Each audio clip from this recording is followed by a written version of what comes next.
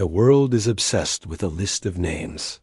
The Epstein Files, a collection of documents that promises to expose a secret network of the rich and powerful, operating in a world of influence and privilege far beyond the reach of ordinary people. The public's fascination is not just about scandal. It is about a deep, primal suspicion that a hidden order exists, a group that operates by its own rules, above the law and in the shadows. This is not a modern paranoia. It is a historical pattern. Because 700 years ago, the most powerful, secretive, and wealthy network the world had ever known was taken down in a single brutal move. They were a military order, a religious institution, and the world's first multinational bankers. They were the Knights Templar. The story of their rise and fall is not just a medieval legend. It is the blueprint. It is the playbook for how established power deals with a shadow network it can no longer control.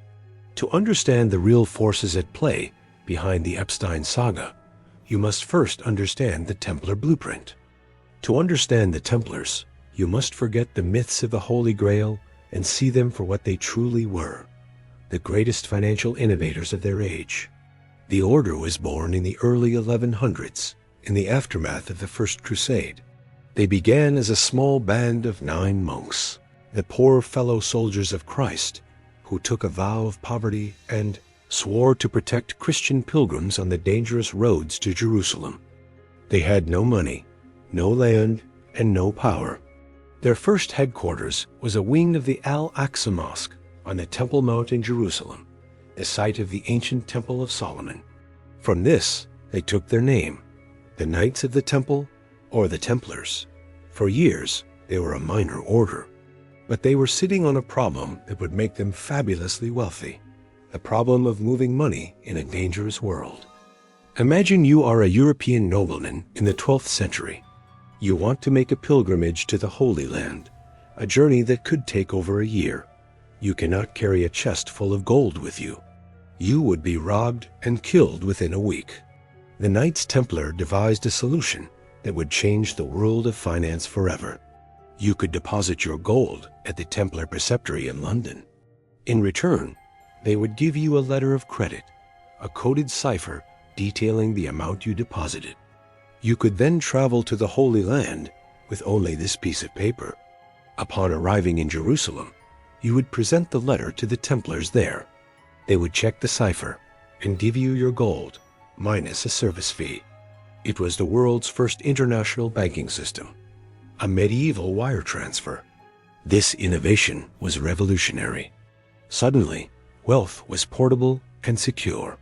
The Templars became the most trusted financial institution in the world, and they became incredibly rich.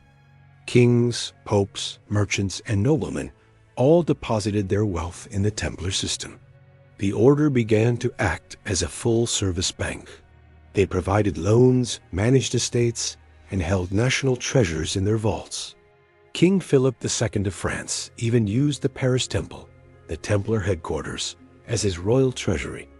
With this wealth came immense power. The Templars were a state within a state. They were a multinational corporation with their own army, their own navy, and their own laws. They answered only to one man, the Pope. They were exempt from all local taxes and laws.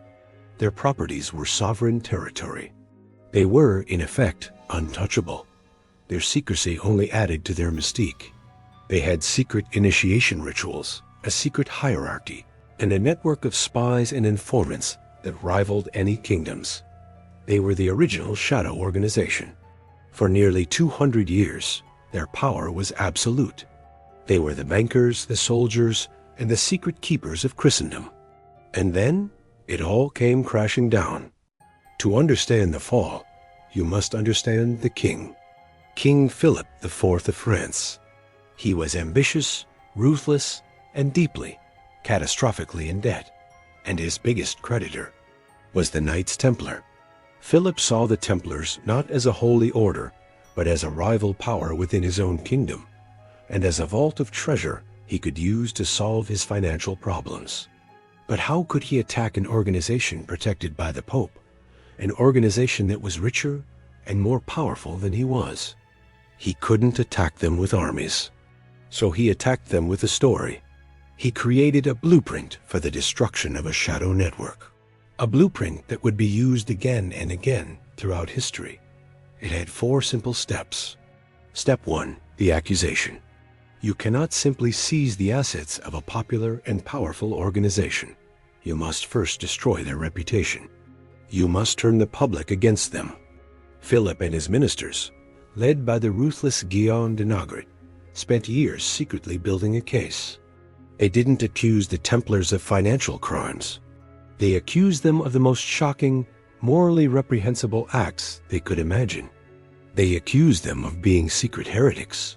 They claimed that during their secret initiation rituals, new recruits were forced to spit on the cross, to deny Christ, and to engage in obscene acts of blasphemy. They were accused of idolatry, of worshiping a mysterious severed head known as Baphomet.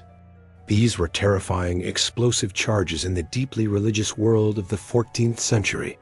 They were designed to create maximum moral panic and to strip the Templars of their holy image. Step 2. The Dawn Raid. With the narrative of corruption set, the next step was a single decisive blow. On Friday, October 13th, 1307, the origin of the Friday the 13th, superstition agents of King Philip launched a series of coordinated dawn raids across all of France. In a single morning, hundreds of Knights Templar, including their Grand Master, Jacques de Molay, were arrested in their beds. Their properties were seized. Their command structure was decapitated. The element of surprise was total. The untouchable order had been shattered in a matter of hours.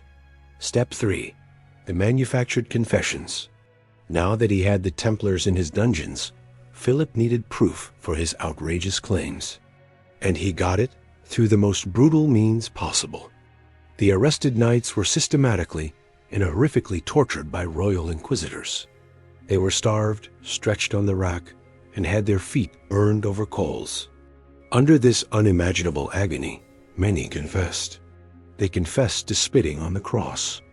They confessed to heresy. They confessed to whatever their torturers wanted them to say. These forced confessions were then publicized, providing the proof the king needed. The story was sealed. The Templars were not holy knights. They were a satanic cult. Step 4. The seizure of assets. With the Templars' reputation destroyed and their leaders in chains, the final act could begin. King Philip pressured the Pope, Clement V, to formally dissolve the order. In 1312, under immense political pressure, the Pope agreed. The Knights Templar organization was officially disbanded, and their immense wealth, their lands, their castles, their gold, was seized by the crown. King Philip canceled his own massive debts to the order and absorbed their treasure into his royal coffers. The blueprint was complete. The Grand Master, Jacques de Molay, after retracting his forced confession, was burned at the stake in Paris in 1314. Legend says that with his dying breath, he cursed King Philip and Pope Clement, summoning them to appear before God's judgment within a year. Whether by curse or by coincidence, both the Pope and the King were dead before the year was out. The Templar order was gone, but the blueprint they left behind, the blueprint for destroying a shadow network, was permanent. Now, let's return to the modern day. To the Epstein saga? Let us be clear. This is not to defend Jeffrey Epstein or his horrific crimes. It is to analyze the pattern of power that surrounds his story. For years, Epstein operated as a node in a modern international network of immense wealth and influence. He was a financier with connections that reached into the highest levels of politics, royalty, and technology, both in America and abroad. Like the Templars, his network operated in secrecy. It was a world of private islands, private jets, and powerful people whose connections and activities were hidden from public view. And like the Templars, this network held a powerful, dangerous asset over the elites within it: leverage, compromat, the knowledge of secrets. This is the modern equivalent of the Templars' financial ledger. A ledger not of debts, but of sins. For as long as this network served the interests of the broader power structure, it was allowed to exist. It was, in effect, untouchable. But what happens when such a network becomes a liability? What happens when its secrets become too dangerous, its public profile too toxic? What happens when it becomes a threat to the stability of the established system itself? The established power of the state, the permanent political class, does what it has always done. It follows the blueprint. First comes the accusation. The story is no longer a fringe conspiracy. It becomes a mainstream narrative of shocking, morally reprehensible acts. The network is framed not just as corrupt, but as purely evil. This destroys their public standing and legitimizes any action taken against them. Second comes the decisive blow. A sudden, high-profile arrest. The central node of the network is neutralized. The organization is thrown into chaos. Third comes the fight for the confessions, in this case, the client list, the flight logs, the files. The release of this information is the modern equivalent of the Templars' public trials. It is the process of exposing the proof of the network's reach. And finally, step 4, the seizure of the assets. In the 14th century, the asset was gold. In the 21st century, the asset is information. Leverage, the ongoing battle over the Epstein files. Who gets to see them? Who gets to control them? What gets redacted? Is the modern version of King Philip seizing the Templars' vaults. It is a struggle to control the leverage that the network held. It is the established power reasserting its monopoly, ensuring that no unaccountable, parallel network can hold that kind of power over it. The lesson of the Templar blueprint is this: the state will tolerate the existence of powerful, shadowy networks as long as they are useful or manageable. But when those networks become a threat to the state's own power and legitimacy, the state will use any means necessary to destroy them. It will use moral panic, overwhelming force, and legal maneuvering to dismantle them and absorb their power. This is the timeless game of thrones. It is not about justice in the way we understand it. It is about the consolidation and preservation of ultimate power. The story of the Templars and the story of Epstein are separated by 700 years, but they are the same story. They are a chilling reminder that there is a level of power and wealth that operates on a different plane with different rules.